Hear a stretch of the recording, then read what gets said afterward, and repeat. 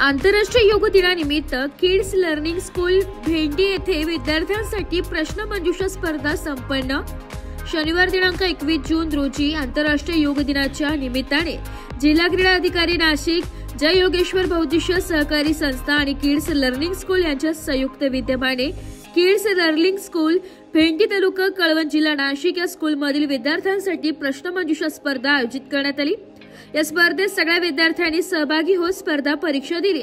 या प्रश्नमंजुषा स्पर्धा परीक्षेत विद्यार्थ्यांना योगा, निसर्ग, ताणतणाव, एकाग्रता, शारीरिक फिटनेस याविषयी 25 प्रश्नांची प्रश्नमंजुषा देण्यात आली आहे आणि त्यात प्रथम आलेल्या 3 विद्यार्थ्यांना योगात चटई बक्षीस देत सन्मान करण्यात आला।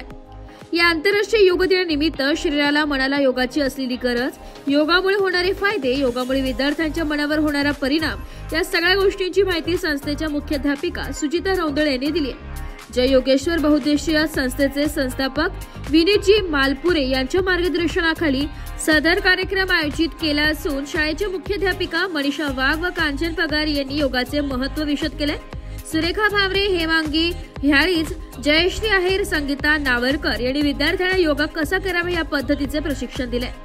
या स्पर्धेत प्रथम क्रमांक भावेश जीवन निकम, द्वितीय क्रमांक साई नितीन ठाकरे, तृतीय क्रमांक अर्णव सचिन शेवाळे विद्यार्थ्यांना योगा मॅट बक्षीस देण्यात आली। या प्रसंगी शाळेतील शिक्षिका माधुरी देवरे, सोनल निकम, भावना वतारे, विद्या रौंदळ, कांचन देवघरे, गायत्री भागवत, भाग्यश्री चव्हाण, रोहिणी हिरे, तेजस्विनी पगार, रुपाली मोरे, ज्योती बांगर, भाग्यश्री वेशी, कविता पवार, धनश्री वाणी, श्वेता शिंदे, वैशाली मोरे, श्रद्धा मेने, सुचिता पवार, सविता पगार, रितिका सावंत, यश पंकज निकम उपस्थित होते।